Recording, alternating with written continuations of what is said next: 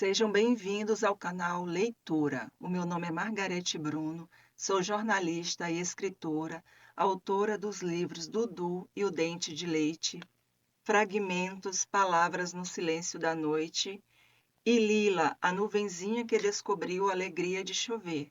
O canal A Leitura é voltado para literatura e cultura. Aqui você encontra resenha, leituras de textos literários e também podcast. E hoje é dia de Pode Ouvir Histórias e Livros. Eu estou aqui com o Vitor Vieira. Olá, Vitor, seja bem-vindo.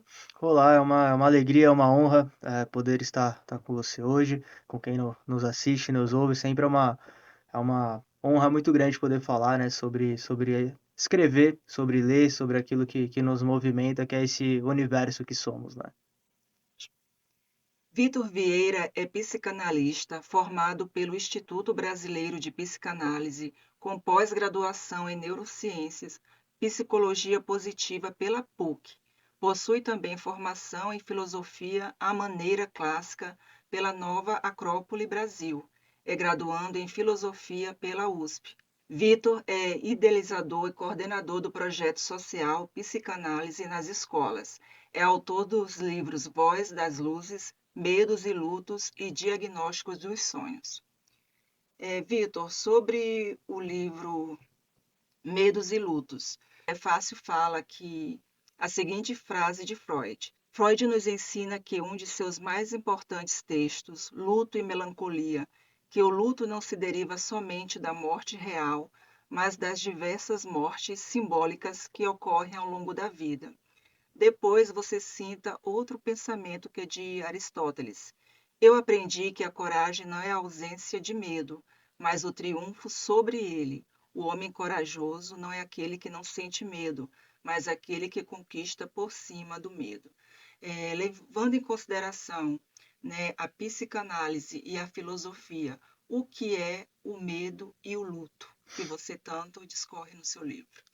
É interessante, né, nós pensarmos que tanto o medo quanto o luto são processos inegociáveis. Até por isso o nome do livro, Medos e Lutos, como lidar com processos inegociáveis, ou seja, né, quando a gente pensa no medo, a gente está falando de uma emoção primária. Então, o medo, a alegria, a raiva realmente são emoções que já vêm conosco, né? Nossa, é inerente ao ser humano nesse sentido de não tem como eu lutar contra elas, e sim aprender a lidar com elas. Então, toda essa questão, quando a gente fala de um termo que banalizou muito, que é essa inteligência emocional, como se eu pudesse controlar as emoções, na verdade é um equívoco que a gente acaba gastando uma energia e se frustrando sobre elas, né? Então, assim, o interessante da gente refletir sobre os nossos medos é que, de fato, é sobre um autoconhecimento. Você ter medo sobre algo denuncia, né, ali um sentimento que você pode ter, derivante ali de um, né, de um trauma, enfim, de uma experiência. Então, o medo, ele realmente diz muito sobre nós. E existe uma linha que às vezes a gente cruza do medo que a gente chama de pânico, né? Então, o medo exagerado seria o pânico. Então, a partir do momento que eu tenho um pânico, é porque algo me paralisa e refletir sobre isso é importante. E muitos de nós temos medo da morte, né? Sim. Temos pânico da morte. Então, assim, eu quis unir esses dois universos, tanto do medo quanto do luto, porque, assim, o luto, ele é um processo que ele, a partir do momento que você lida com a perda, aquilo que é irreversível, inclusive tem um poema, né, do Edgar Allan Poe que eu gosto bastante, que chama O Corvo, Uhum. e ele fala, né, que o corvo ele fica repetindo assim, nunca mais, nunca mais, nunca mais. Ou seja, a partir do momento que a vida olha para nós e fala nunca mais, a partir dali eu estou num processo de luto, do irreversível. Uhum. Então, como eu não posso lutar contra o medo e eu não posso lutar contra o luto, nós temos que dar as mãos para eles e aprender a lidar. Não falo isso de uma forma de romantizar o sofrimento, Sim. porque é muito doloroso, não é sobre isso, mas é de fato a gente poder confrontar com um tema que muitas vezes a sociedade ela nos implica a ir contra ele. Então, assim, dependendo da criação, né, da pessoa, sabe aquela coisa? Não, não vamos falar disso porque atrai.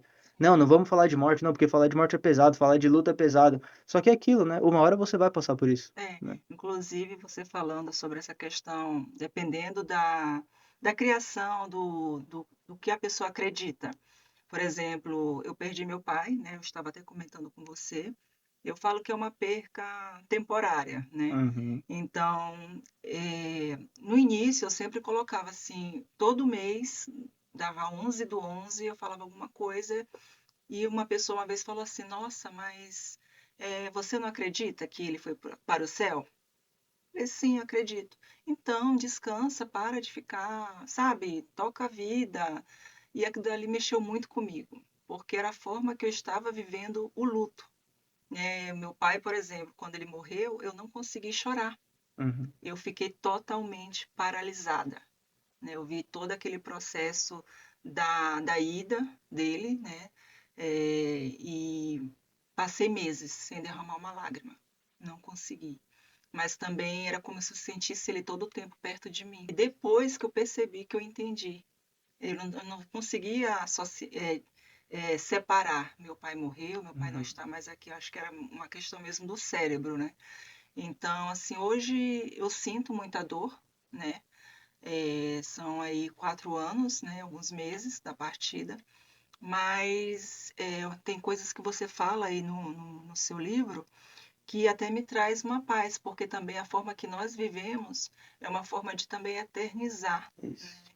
trazer a memória, o aprendizado, né, as vivências, né, para o presente.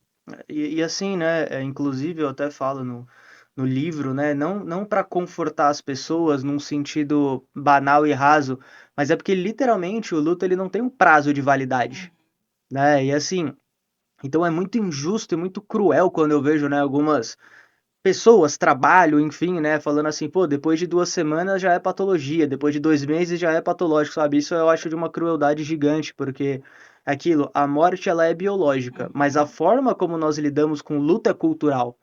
E muitas vezes a gente realmente não sabe lidar porque não fala sobre isso. não fala. Né? E quando a gente pensa, né, tem inclusive um escritor que eu gosto bastante, que é o Fabrício Uhum, Carpinejar, e ele fala muito desse tema, e ele fala, né, que o luto ele é como uma panela de pressão, vai esvaziando aos poucos. Então não é você abrir a tampa de uma vez e nem fechar durante muito tempo. E a forma como você vai se permitir dar voz a esse processo, claro, né, é sempre importante buscar um profissional, se for sim, possível, porque ele vai te ajudar a organizar esses sentimentos diante daquilo que a gente chama que são os 5 estágios do luto, né? Que inclusive foi até uma psiquiatra russa chamada Elizabeth Kubler-Ross que desenvolveu, né? Então a gente fala da negação, da raiva, da barganha, da depressão e da aceitação. São os estágios do luto, só que não necessariamente acontece nessa ordem e não tem o isso. tempo exato em que cada um acontece.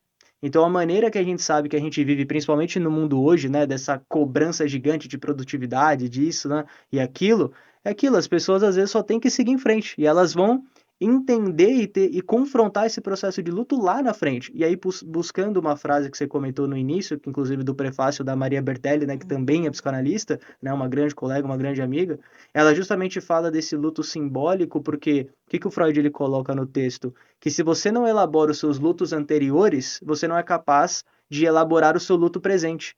E a gente acredita muitas vezes no senso comum que o luto é só sobre pessoas. Mas não, você pode ter o luto de um animal, o luto de um lugar, o luto de uma fase da vida, de um bem material. sim. Então são muitos lutos que nós nos confrontamos ao longo de toda a nossa jornada, que se a gente não dá voz para eles, vai se acumulando, acumulando, acumulando, e aí volta muito pior, né? Inclusive, esses dias eu conversei com uma colega que ela vive o luto de não ter um filho, né? Então, assim, como você falou, as várias formas de luto, né? Eu também vivo um luto de ter perdido o irmão sem conhecê-lo. Uhum. Então, assim, a não conhecer, não ter vivências, né, crescer com ele, isso me trouxe também um luto. Para mim, assim, é muito difícil, né, ficar imaginando assim, como seria com meu irmão mais novo, né? Ele seria o irmão mais novo, Uhum. né? Mas como você falou, tem que de alguma forma ressignificar, né? Buscar ajuda, como você falou, né? Para o luto também não virar uma depressão, Isso. né? Porque existe, eu não queria até que você explicasse sobre a questão da melancolia, né? A tristeza e a depressão. Como viver um luto sem isso não se agravar, né? De uma forma que traga algum problema de saúde mental. É, porque assim, a grande diferença, na verdade, quando a gente pensa nesses três, como eu falei, a tristeza também é uma emoção primária, e a tristeza, ela é comum, no que eu quero dizer, algo ruim acontece na sua vida, é comum que você fique triste. Agora, quando essa tristeza, ela permanece durante um longo período, né, então a gente pode colocar no sentido que começa a flertar com uma depressão, Começa a flertar, não que seja, porque Uhum. existe uma diferença entre a doença depressão, que altera quimicamente o nosso cérebro, e a pessoa se encontrar num estado deprimido. Né? A diferença vai ser justamente na intensidade. E como a gente percebe isso? Na forma como a pessoa, muitas vezes, ela vai perdendo o prazer nas ações que ela amava, né? Ela vai ficando mais antissocial, ela começa a não verbalizar. Então, são alguns sintomas, digamos assim, que vão denunciando, né, o quanto ela consegue flertar com esse estado mais depressivo, porque a tristeza ela é pontual, a depressão não. Então é essa linha que muitas vezes as pessoas cruzam e elas não se dão conta. Quando percebe, aquela depressão já tomou conta dela e aquilo é como se tivesse tudo bem e vem aquela força que te puxa para baixo.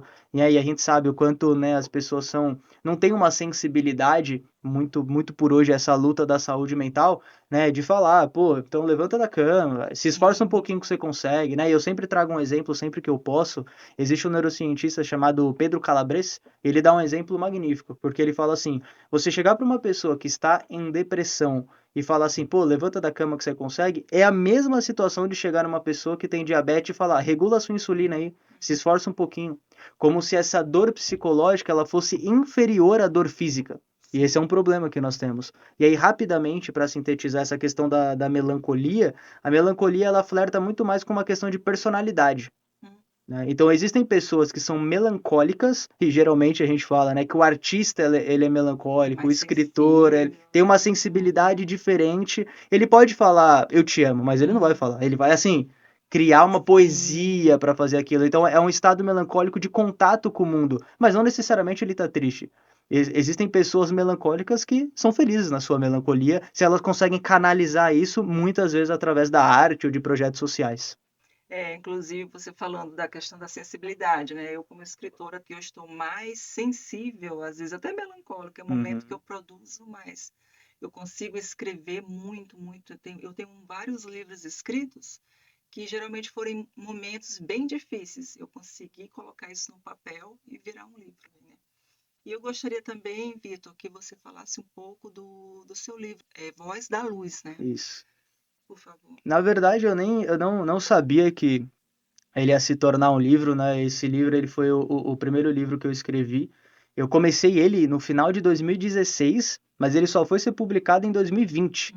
Então, assim, já foi um longo período entre o momento que eu criei ele ali, que na verdade são registros, né? Eu tenho uma ligação com a questão da espiritualidade. Eu não tenho uma religião Uhum. específica, eu não sigo uma religião, mas eu sempre tive no meio da espiritualidade. Eu sempre gostei, né, de fato dessa questão assim de pensar em algo maior, pensar algo para além da carne, né? Quando a gente pensa em situações, por exemplo, até dos sonhos, né, sabe, projeção astral, todas essas experiências sempre me captaram de uma forma diferente de enxergar a força da natureza. Eu sempre gostei muito, hoje muito mais de mitologia. Então, quando a gente pensa nessas forças, né, do mar, da floresta, do rio, e linkar que uma das primeiras religiões do mundo, né, veio através da natureza, essa força que a gente sente, essa questão de muitas vezes aquilo que a gente não consegue explicar, né, que em Sim. algumas religiões, só para, né, de uma forma didática, a gente vai chamar do milagre, e ainda que a medicina daqui a um tempo explique os milagres, eu espero que sim, tá tudo bem, porque a gente precisa Uhum. progredir, mas eu acredito que é uma questão sobre a fé, né, e essa fé para além da forma, como eu falei, eu não sigo uma forma específica, mas respeito todas, gosto muito Sim. de estudar, e esse livro ele é um livro onde eu registrei experiências espirituais, então sensações que eu tive, sonhos que eu tive, projeções que eu tive, conversas que eu tive em determinados lugares que eu frequentei nesse sentido religioso para conhecer e entender o quanto a fé move essas pessoas, o quanto a fé moveu a minha vida, mudou a minha vida, inclusive salvou ela em muitos Que momentos de legal. depressão, de melancolia. Então foi uma forma de eu conseguir passar uma mensagem para as pessoas voltada para essa fé sem uma forma, sem o preconceito, mas muito mais ligada a essa questão da união, que é o que eu acredito que seja a espiritualidade e que aqui é de fato uma passagem. Né, que nós estamos, então assim, Com da mesma forma certeza. como você também, né, comentou sobre o seu pai, eu acredito Uhum. num reencontro, a Uhum. despedida daqui será o bem-vindo Com de lá certeza. aonde? Não Sim, sei, sim. mas eu acho que é essa fé que me move, eu busquei registrar tudo nesse livro, então eu registrei ele bem lentamente mesmo, episódios por episódios que eu ia passando, de conversas e de diálogos que eu fui tendo, né, dentro dessas experiências que vão além dessa explicação carnal, digamos assim, Uhum. E aí, quando eu vi, eu falei, acredito que eu posso publicar, e deu certo. Então, o Voz da Luz é justamente, essa voz não é minha, essa voz da luz não é a minha voz, entende? Mas foi a voz da luz que eu encontrei nas pessoas que eu conversava e que Que me legal. ajudaram a trilhar o meu caminho até aqui. E agora sobre o livro Diagnóstico dos Sonhos. Eu também fiz uma anotação aqui que eu achei muito interessante. O sonho é a estrada real que conduz ao inconsciente.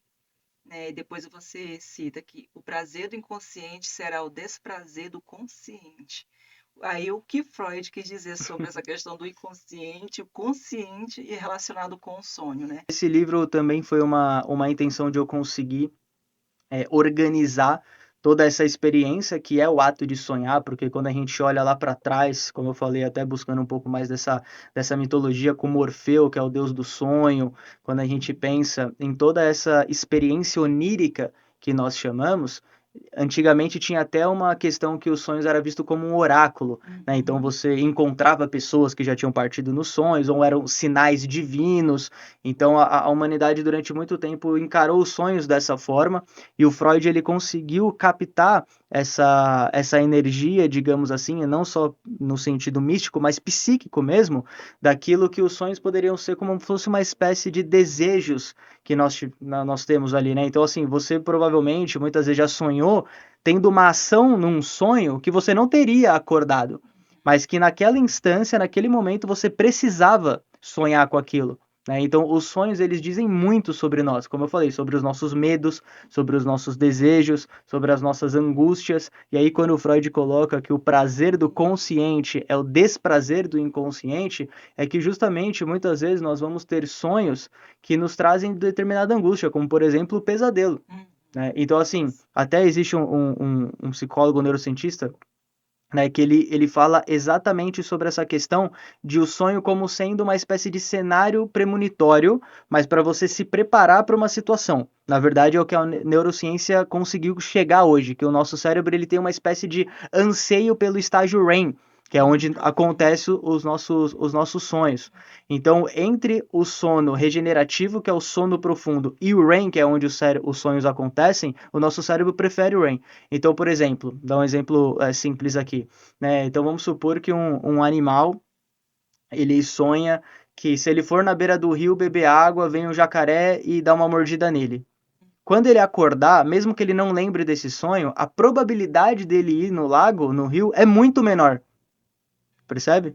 Porque Tipo, ele se preparou ah, para aquilo em alguma instância, e isso acontece conosco também. Então eu já tive alguns casos bem interessantes, que inclusive eu relato no sonho, no livro, de sonhos que realmente mudaram o percurso da clínica, de símbolos que se apresentam diante dos nossos sonhos, mas que se a gente não tiver cautela e responsabilidade para saber interpretar, aquilo pode gerar mais confusão. Então você interpretar o sonho, como o próprio Freud fala, é como ler uma carta, e você não interpretar o sonho é como uma carta não lida, por exemplo, da Margarete para a própria Margarete. então o sonho seria o que? Uma resposta do inconsciente? Como Seria uma manifestação. manifestação? Seria uma manifestação. Por quê? Porque quando Freud fala desse inconsciente, seria uma linha, né, dentro desse universo mental que nós dizemos, né? Então seria uma linha onde condensa memórias que te protegem. Né? Imagina se você lembrasse de tudo que você ouve, tudo que você já viu. Então existe uma espécie de critério mental que joga determinadas memórias para baixo dessa linha do inconsciente, só que elas se manifestam de alguma forma. Então, muitas vezes você vai fazer uma piada, aquilo que o Freud fala do ato falho, né? Ou mesmo que seja um sintoma psicossomático, e também os sonhos.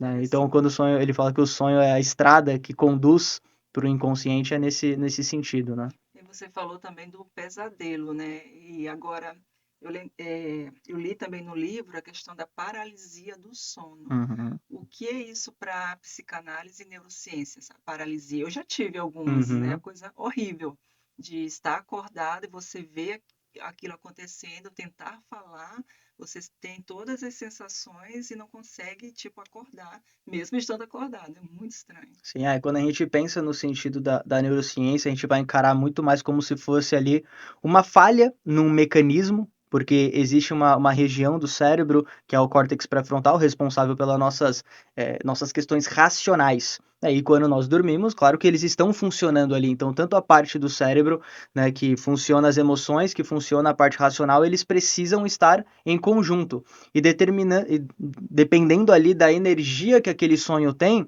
vai existir uma falha ali. Então, como se fosse uma espécie de distúrbio durante essa experiência, e aquilo te paralisa. Do ponto de vista da psicanálise, o que é interessante é porque o Freud ele dá um nome que chama superego. O que significa esse superego de uma forma muito didática? Seria o nosso lado moral. Então, o Freud ele vai categorizar existindo o superego, o ego e o id, que são instâncias psíquicas mesmo da nossa mente.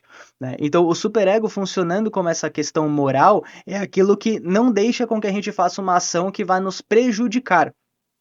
Só que o que é interessante do ponto de vista do sonho? Quando nós sonhamos, é como se o superego ele tirasse férias.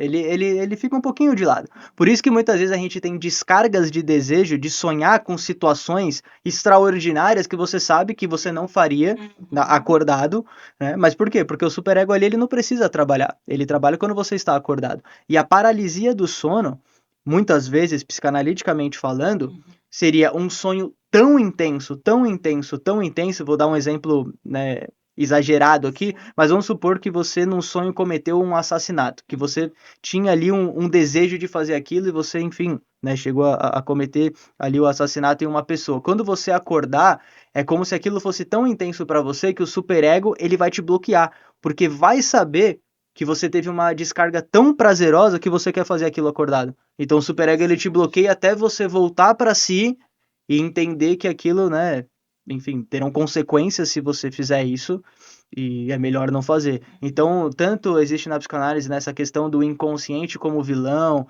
o superego como se fosse o anjo, o consciente como anjo, mas é muito injusto, né? Cada instância tem o seu lado positivo e negativo, todas elas. A grande questão é como a gente lida com o acordo que elas fazem muitas vezes na psicanálise, que a gente chama que é um mecanismo de defesa. Então, pode ser através da sublimação, que seria você canalizar as palavras no livro, pode ser através da negação, de você não querer acreditar que aquilo foi real. Existem uma série de formas que a gente vai se protegendo da realidade. Vitor, a questão também, você falando, eu fiquei imaginando, né?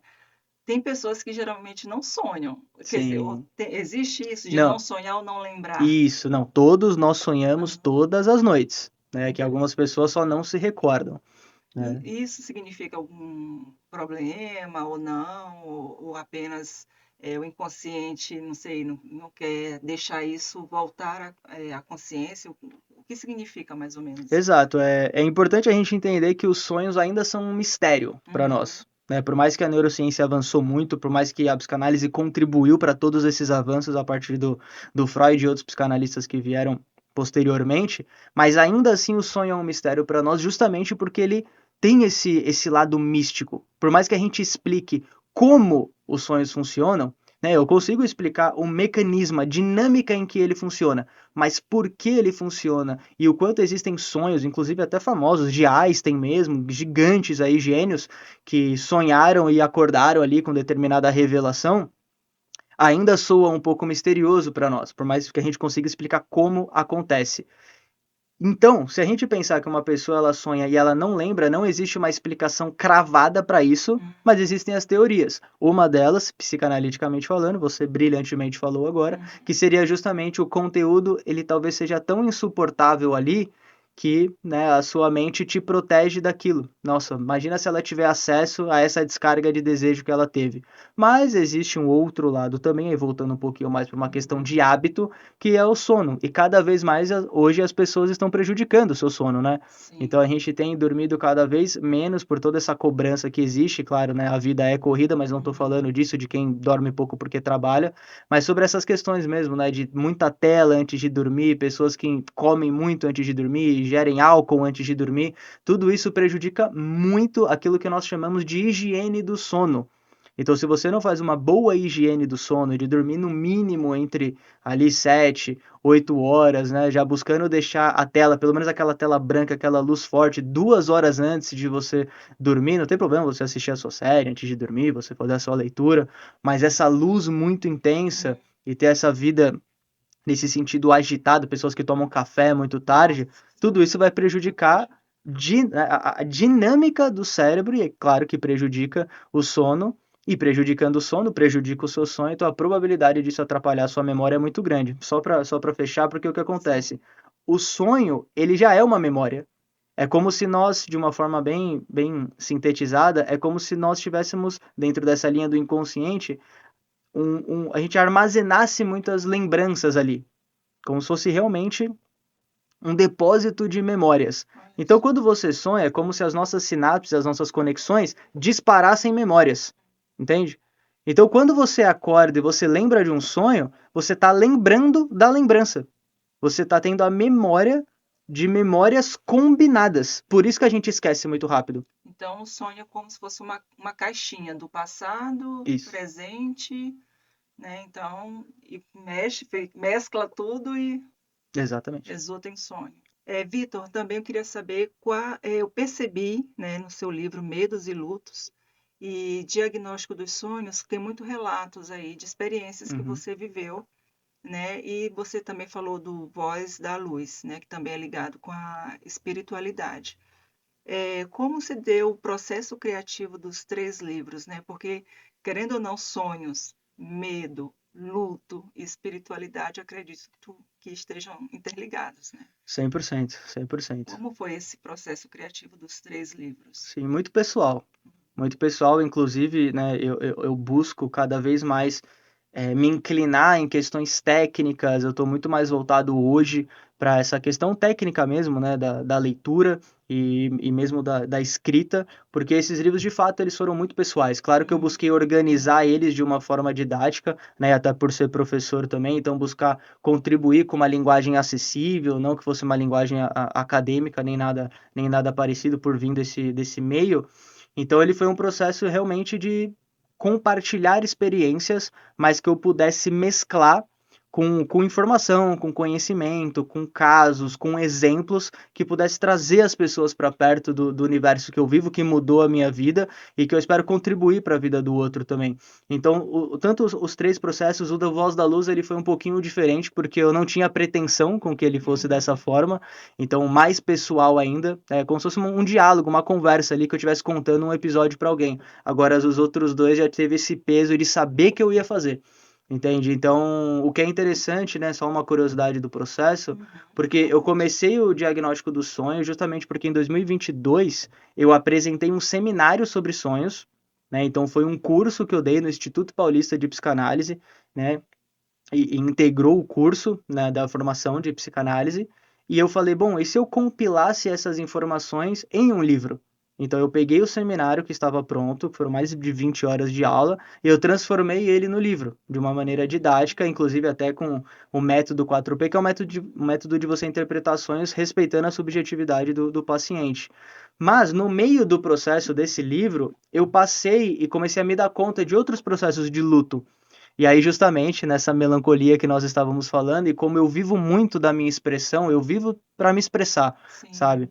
E aí eu falei, não, eu preciso respeitar essa força maior dentro de mim. Eu pausei o processo dos sonhos e engoli o processo do Medos e Lutos. Então, o Medos e Lutos, ele é um desabafo, sabe? Eu não pensei em mercado, não pensei em venda, não pensei em nada disso. Ele está disponível, mas não foi com essa intenção tão profissional. Eu compartilho muitos casos, falo da minha vida profissional, encarando medos e lutos, mas de fato é um livro que tem esse teor de um desabafo organizado, digamos assim, até pelo que eu relato no final do livro, de experiências realmente que eu compartilho muito dolorosas e pessoais para mim. Então foi uma forma de dar, sabe aquele grito que estava guardado há muito tempo? E aí eu, né, já fiz música, poesia, né, desenho de vez em quando. Que legal. E aí eu falei, não, eu quero organizar isso de uma forma que seja digna e que seja atemporal. Então, Medos e Lutos de Todos, eu acredito que seja um livro atemporal nesse sentido de desabafo. E o Diagnóstico do Sonho, realmente pensando em ensinar pessoas a interpretar sonhos e principalmente a importância que eles têm nas nossas vidas. Então, mais ou menos por aí. E o que seria o método 4P? Sim. Explica pra gente, Vitor. Existe algo que eu fico muito intrigado e incomodado, porque. E tudo bem as pessoas fazerem isso até a página 2, mas sabe quando as pessoas assim, elas têm um sonho e elas vão pesquisar na internet? Ah, então eu sonhei com cobra. Putz, deve ser isso. Eu sonhei com. Eu já fiz Né? isso. Não, é natural, natural. Mas eu falei assim: existe uma questão que a gente aprende na psicanálise que é essa palavrinha subjetividade. Né? Então, cada pessoa sendo um universo, como é que eu posso pegar um símbolo e copiar e colar para todas elas? Sim. Porque cobra para mim é uma coisa, para você pode ser outra. Entende? Então, assim, eu preciso perguntar para a pessoa o que cobra significa para ela, para aí sim eu interpretar o sonho dela. Então, o método 4P, né, ela é uma forma didática que o Freud já tinha proposto para nós na interpretação dos sonhos, que é um livro de 1900 que inaugura a psicanálise, e ele diz justamente como você tem que repartir o discurso do paciente e, nesse caso, repartir o sonho do paciente e o nosso próprio sonho, porque isso aqui não é só para quem é profissional da saúde mental, mas para nós também. Sim. Então, qual seria o método 4P, que são 4 passos? Então, você vai, primeiro, contar o seu sonho com tudo que você lembra. O segundo passo, você vai separar os principais pontos, as palavras-chave desse sonho. O terceiro passo, você vai dar um significado para todas essas palavras que você separou fora do contexto do sonho. E o quarto passo, você vai integrar esses significados dentro, e aí você vai perceber que o sonho ele vai ganhar uma outra dimensão.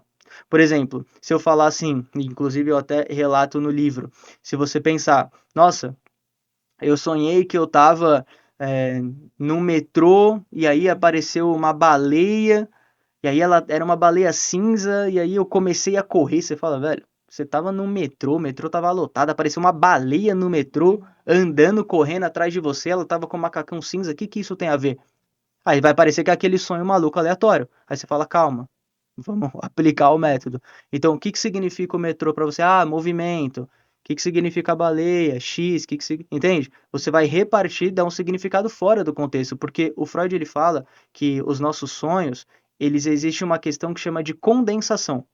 Então, os símbolos eles se misturam e é muito comum as pessoas fazerem isso. Por exemplo, eu sonhei que eu estava na sala de aula, mas era minha mãe que estava dando aula, mas aí ela estava com uma roupa que é da minha tia e do nada eu fui para o meu quarto, condensa. Então, são muitos símbolos. Então, o método 4P ele vai repartir esses símbolos para entender o significado de cada um deles e trabalhar individualmente. Para aí sim descobrir ali, né, o que que aquele sonho de fato tá revelando, tá denunciando e qual a energia que a gente precisa pôr naquilo ou não.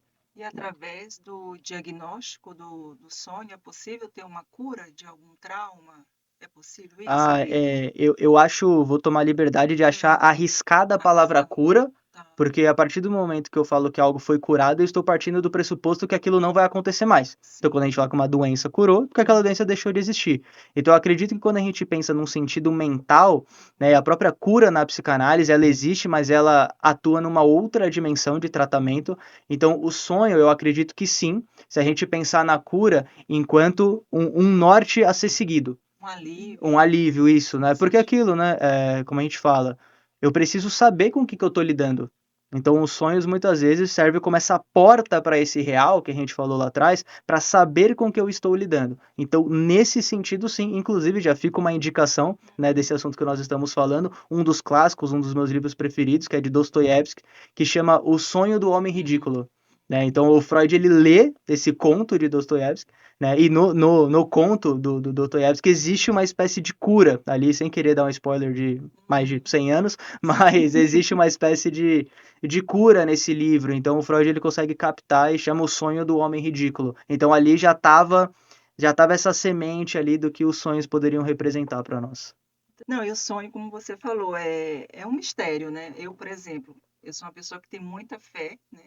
Eu creio em Deus e você falou da simbologia, né? Na Bíblia sempre, você estava falando da cobra, né? Uhum, Na Bíblia, cobra não é algo bom, uhum, né? É até representado ali no início como a tentação, né? O diabo. E sempre que eu estou passando por algum momento difícil, eu sonho com cobra. Então, assim, desde pequena eu já cresci ali no meio evangélico, né? Então, quando eu li o seu livro, eu fiquei uhum, imaginando sobre isso, né? O significado da cobra. E também eu não sei como isso acontece, eu queria até que você explicasse, porque às vezes eu sonho, eu não estou passando por nenhum problema, tá tudo tranquilo, mas eu sonho com a cobra, dias depois acontece um problema. É aí E que entra o mistério, né? eu fico assim, meu Deus, e eu falo assim, por quê? Porque são sinais, às vezes eu ignoro, né, aquele sonho e falo, ah, deve ser coisa da minha cabeça, deixa pra lá, deve Uhum. ser coisa da Margarete aí. Mas exatamente, dias depois, até um mês, vem um problema mesmo bem pesado para que eu possa enfrentar. Eu entendo assim como se fosse um aviso, né? E Uhum. como você falou, às vezes o sonho é um mistério. E a Bíblia fala do sonho, né? A Bíblia fala que às vezes o sonho vem do cansaço, do muito pensar, né? Tem ali uma passagem bíblica que fala sobre isso. E é interessante, eu queria até que você falasse sobre essa questão. Existe na psicanálise, Freud já chegou a estudar sobre isso, o sonho como se fosse um aviso de algo que pode acontecer? Existe algum relato isso da Freud não, dentro, Aham, dentro da psicanálise que nós conhecemos, não, justamente porque existe essa espécie de não olhar para essa questão do mistério como algo místico, né? uhum, Mas, quando a gente pensa até no sentido da neurociência mesmo, existe toda essa questão, como eu falei, né, de você prever cenários, e aí, claro, que pode ser interpretado como um sinal, lógico, né, eu não consigo ignorar isso, uhum, mas existem estudos que foram feitos bem interessantes, por exemplo, do quanto esses cenários, eles te preparam para cenários piores. Fizeram um experimento e saiu inclusive até na The Science, que é uma revista bem uhum, conceituada da neurociência. E, por exemplo, nós separaram um grupo de pessoas, 20 pessoas, colocaram 10 de um lado, 10 do outro, e eles monitoraram o sono dessas. Isso foi lá fora, né? uhum, Inglaterra, se eu não me engano. E o que acontece? Um grupo eles permitiram que as pessoas sonhassem e outro não. Só que esse grupo que sonhou, eles induziram ao pesadelo. Então, passando imagens ruins, sons que eram perturbadores, e as pessoas, enfim, estavam ali para isso, né? Porque lá fora é autorizado esse tipo de experimento com toda a responsabilidade. uhum. E o outro grupo, eles não deixaram atingir o sono REM. Ou seja, eles não sonharam, nesse sentido. Sempre um sono que não permitia com que chegasse, e com o advento da neuroimagem a gente consegue fazer isso. E aí eles acordaram esses dois grupos do nada e colocaram para resolver problemas de matemática, né? E adivinha o grupo que ganhou? O grupo do pesadelo, entende? Uhum. Então, assim, não é que é bom ter pesadelo, pelo amor de Deus, não tô falando Sim. isso, né? Não é sobre Uhum. essa questão, né? Você induzir algo ruim para superar a vida depois que você acorda, mas o que eles estavam provando ali é que dependendo da experiência que você passa no seu sono, durante o seu sonho, quando você acorda é como se você estivesse mais resiliente. Por mais que você acorde assustado, ainda assim você acorda um pouco mais resiliente, porque existe esse alívio. Então é como se você começasse o dia, para alguns 1-0, para outros -1, Sim. dependendo da experiência que você É tem. como está ligado com a neuroplasticidade, isso Isso, aí? exatamente, que a Nossa. neuroplasticidade nada mais é a capacidade da gente ressignificar um evento. Então, muitas vezes, inclusive, eu até falo no Medos e Lutos, que uma pessoa que está passando por um processo de luto de um ente querido, e se ela sonha com essa pessoa, existem os dois caminhos. Ela pode ter um alívio muito grande de encarar como um contato, ela pode encarar como simplesmente, putz, tive a oportunidade de sonhar, ouvir por um momento ali a voz dessa pessoa, mas algumas pessoas acordam e ficam muito pior porque se frustram, porque não queriam sair daquele sono. Então é muito, por isso que eu falo, é muito subjetiva a forma como a gente vai encarar o tratamento de cada um, mas existem determinadas linhas. Então, como eu falei, né, a psicanálise ela não vai se guiar, né, por esse caminho, nesse sentido do sinal, mas eu particularmente, até partindo dos gregos, até partindo do oráculo e da mitologia, que eu gosto muito da espiritualidade nesse sentido responsável e ético, eu acredito que é possível, porque Certo. são fatos. Sim. Disse assim, quando eu escrevi Medos e Lutos, eu não pensei em vender, Uhum. né? E eu acho que isso é o real sentido mesmo da escrita. Você escrever com a alma e não ficar pensando no comércio, né? Isso. Você deixou ali sua assinatura.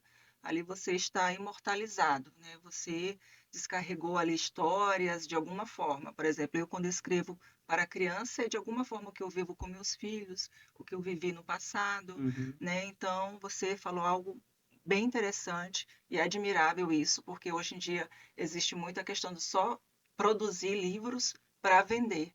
né? E quais foram o maior desafio na escrita, né? Porque de psicanalista você decidiu, não, vou escrever, Sim. né? E como foi esse desafio do escrever, da escrita criativa mesmo, de colocar isso no papel e publicar? Olha, vou ser bem sincero para você. Eu acho que é tornar real, porque a partir do momento que você materializa algo, você torna aquilo real. E como são histórias reais, fica mais real ainda. E o Uhum, que eu quero dizer com isso? Porque eu sabia que existe inclusive uma frase do Sêneca que ele diz: sofremos muito mais na imaginação do que na realidade. Existem muito mais situações que nos assustam do que nos destroem, porque dentro de nós vai ser sempre pior. Por quê? Porque a nossa mente ela é muito poluída. E eu, né, diante dos traumas que vivi, a minha mente sempre viveu muito poluída. Então eu sabia que eu escrevendo esse livro era uma forma de eu organizar os meus traumas. E organizar os meus traumas é eu entrar mais em contato com eles ainda, né? Então saber que nessas páginas, né, tem muita dor, tem muito sofrimento, mas também muita superação, também tem muito diálogo, também tem sim, muita gratidão, então tem os dois lados que eu transito. Eu acredito que esse foi o maior desafio, né? Inclusive eu lembro que no último capítulo, que chama Por que escrevi esse livro, foi um dos mais difíceis, assim, e claro, né, eu tenho a oportunidade de poder fazer, o privilégio de poder fazer, então eu fiz até terapia antes de escrever o livro, deixei para fazer a sessão nesse dia, nesse momento que eu sabia que era o tempo que eu ia tirar para fazer isso, de me conectar com todo esse lado, que muitas vezes a gente sabe que essa profissão de você atender as pessoas, né, são muitas tragédias que a gente ouve, é muito difícil ocupar esse lugar, apesar de ser uma escolha, e isso diz muito sobre nós, né, porque se colocar nesse lugar de ouvir a dor do outro. Então, quando eu consegui me responder, eu falei, não, acredito que eu tô preparado. Pronto, eu acho que a gente nunca tá, porque a gente nunca sabe o que vem, mas o que a gente pode fazer é se preparar. E como a própria psicanálise, a filosofia, a mitologia, a arte, a música sempre salvaram a minha vida, literalmente, eu acredito que eu estava pronto para contribuir com as pessoas aquilo que eu sei que escritores, autoras, artistas fizeram por mim. Então é uma forma de retribuir com um livro, com depoimentos, de saber que alguém pode ler e falar assim, putz, fez sentido para mim, como grandes livros fizeram parte da minha vida. Então, eu acredito que esse foi o maior desafio, materializar, né, literalmente em palavras, organizar aquilo que estava só comigo, né, que eu nunca nem tinha contado para as pessoas. Então, como eu falei, foi realmente um desabafo e acho que um grito de é possível, né? Nós não somos nossos traumas, né? Durante muito tempo eu sim. acreditei que sim, mas esse livro provou para mim que não. Faz parte, mas não me define. Você acredita que a psicanálise ajuda você não ser o trauma? Porque às vezes eu fico pensando, eu decidi também estudar psicanálise. Eu vivi também traumas na minha infância, adolescência, fase adulta. Acho que todo ser humano, em determinada fase da vida, vai passar por algum trauma ou uma experiência que pode também gerar um trauma. A psicanálise ajuda a pessoa a não ser, a vestir esse trauma, porque eu acredito que tem muita gente que vive o trauma, não consegue separar. Né? Não é igual eu comecei a fazer psicanálise, eu falei já de cara assim, olha, eu quero saber quem é a Margarete, Uhum. além do trauma, além de um CID. Como é a psicanálise nesse sentido de separar a pessoa das vivências? Porque, como no início eu falei, nós somos um livro, somos experiências, somos coisas boas, ruins, traumas, alegrias. E como a psicanálise e até mesmo a neurociência que você fez a pós-graduação entra para que a pessoa viva de uma forma separada, né? O Vitor sem aquele trauma. Uhum. Como fazer isso? Olha, para ser sincero, eu não sei se é exatamente separado, porque eu acredito que eu precisei vestir a camisa para sobreviver, né? Inclusive tem até uma frase mais ou menos assim da Clarice Lispector que ela fala algo bem psicanalítico, que ela Uhum, diz, né, nós precisamos ter cuidado para antes de cortar algum defeito, porque esse defeito pode sustentar o prédio, né? Então eu acredito que o trauma ele é mais ou menos por aí, sabe? Se você passa por um psicólogo, por um psicanalista e ele te tira esse trauma, o que que ele coloca no lugar? Muitas vezes o trauma ele precisa ser o nosso chão, porque a gente precisa dar sentido para o trauma. Entende? Peraí, tem que ter servido para alguma coisa. Não é possível que só foi sim. uma, sabe, só foi um crime, uma injustiça. Então eu acredito que é um processo que primeiro eu visto a camisa do trauma, elaboro ele depois eu entendo que tá lá no guarda-roupa, eu não preciso pôr mais, mas ainda tá lá. Como eu falei, o trauma, ele faz parte de nós, não nos define. Mas se durante um tempo da sua vida ele precisar te definir para servir como ponte para você entender que você não precisa justificar tudo a partir disso que aconteceu com você, acredito que esse é o processo e foi justamente o que a minha analista fez comigo e que eu sou extremamente grato, porque se não fosse a terapia, não sei nem se eu estaria aqui e muito menos, enfim, materializando tudo isso como eu falei. Então eu acredito que seja mais ou menos por aí. A psicanálise é uma forma, como eu falei, de ouvir sem o julgamento. E a partir do momento que você ouve sem o julgamento, você não ignora o CID, você não ignora o diagnóstico, mas você dá muito, muito, muito mais valor para os sintomas. Nós damos muito mais valor para os sintomas do que para o diagnóstico, até porque hoje a gente vive uma epidemia de diagnósticos, né? Todo mundo buscando laudo para justificar determinadas fragilidades e acaba até ofuscando aqueles que de fato possuem. Então eu acredito que a psicanálise siga esse caminho, né? Te faz vestir a camisa para você elaborar o tempo que for preciso, para depois você tirar, vai estar lá no guarda-roupa, mas você não precisa vestir mais. Eu vivi algumas experiências, acredito que alguém que está nos assistindo, que às vezes nos faz até paralisar, né? Mas dar um novo sentido, um olhar para a experiência difícil é muito importante, né? Às vezes também é aceitar a nossa vulnerabilidade, é parar um pouquinho, se colocar ali no quarto, pensar, refletir, né, nas nossas atitudes, pensamentos, né? Por exemplo, eu sou muito aberta hoje para falar, que eu até me identifiquei no seu livro, sobre questão de traumas de abuso, Uhum, né? Eu também fui tocar nesses assuntos que eu vivi depois dos meus 30 e poucos anos, quando eu me tornei mãe.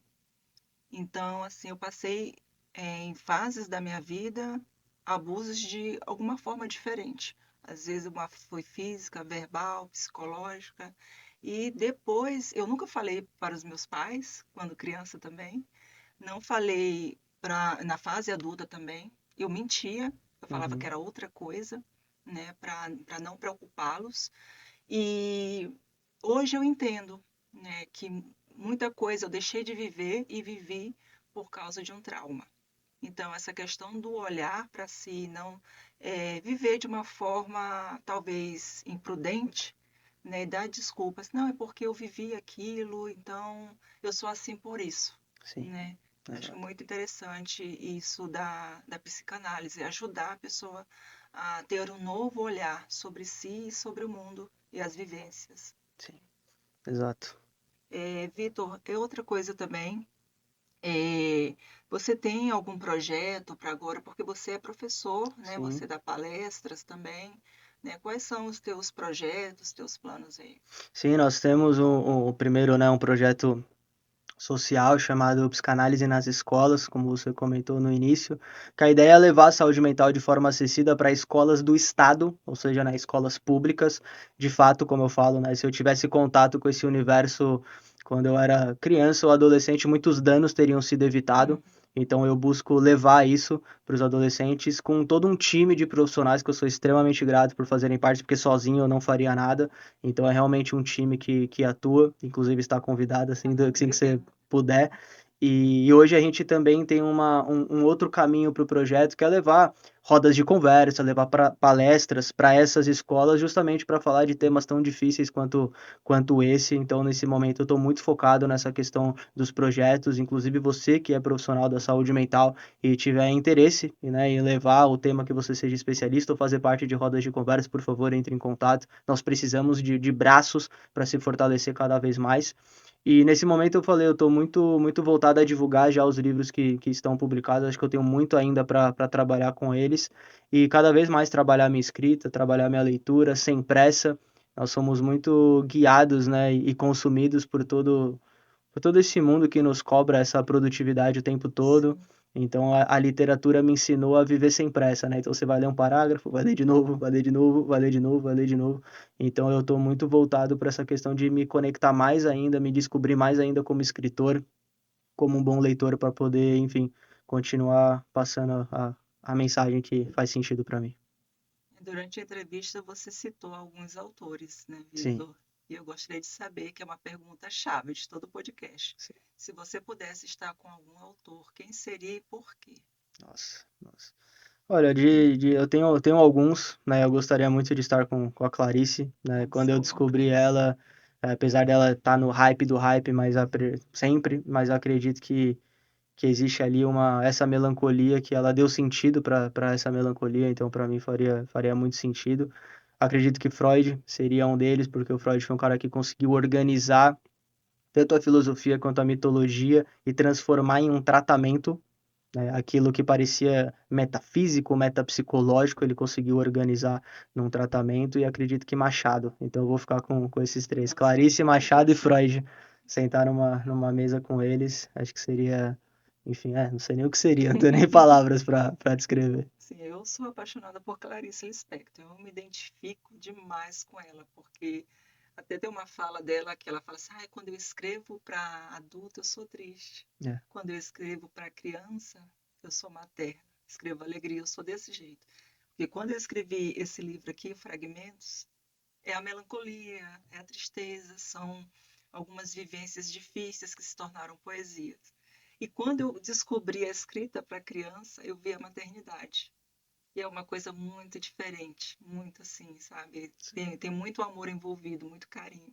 E agora eu estou trilhando também esse caminho aí para as crianças, porque eu vejo a necessidade hoje em dia, porque tem muita tela, né, Vitor? Muita, muita, e as crianças não estão tendo acesso à literatura, né? É mais youtuber, essas coisas, né? E eu queria que você nos falasse qual o papel para você, né? O papel que a literatura tem na sociedade. Além do óbvio e que precisa ser dito, o repertório, né? Cada vez mais, não só na vida pessoal, mas na clínica, eu percebo que nós não temos mais repertório. Não sabemos mais ler, não sabemos mais escrever. Então, o repertório de palavras é fundamental para o repertório emocional. Quando você conversa com uma criança, quando você conversa com um adolescente ou com um adulto mesmo. Tem muito adolescente de 50 anos, né? E sabe aquela Uhum. coisa de tô feliz, tô triste, tô ansioso. Sabe? Não tem palavras. Às vezes até quer falar, mas não tem repertório. Então, primeiro, né, eu acho que acho não, tenho certeza, a leitura ajuda muito na ansiedade, até porque a gente pensa mais ou menos de 800 a 1000 palavras por minuto. Olha. Então, a leitura é uma forma de organizar esses pensamentos. Então, assim, do ponto de vista da saúde mental, só tem benefícios. Então, acredito que essa é a importância nesse sentido de quando a gente fala da saúde. E uma questão cultural, uma questão de arte, né? Uma questão do lúdico, né? A humanidade Uhum. não é nada sem o lúdico, nós precisamos dela, sabe? Mesmo do papel, como eu falei, eu sou apaixonado, maluco por mitologia, Uhum.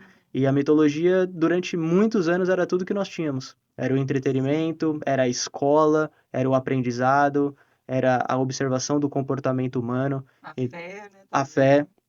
Exatamente, a fé em algo que a gente não consegue explicar. A gente tenta com as palavras, mas a gente não consegue. Eu acho que essa é uma do grande barato da leitura, né? Criar o seu próprio universo. Cada livro é um livro para cada um de nós, né? Sim. Então eu acredito que além de uma questão de repertório, eu acho que esse lúdico organizado para nós, sem limite, sem compromisso com a realidade, é fundamental para a gente sobreviver nela. Sim, é uma coisa que eu sempre falo. A leitura, ela salva. Sim. Algumas vezes eu falo da minha experiência, né? Eu descobri o TDAH, o autismo na fase adulta. Então, eu sempre toco nessa tecla, né, de procurar ajuda de profissionais. Eu tinha outros diagnósticos que, através de uma avaliação neuropsicológica, descobriu isso.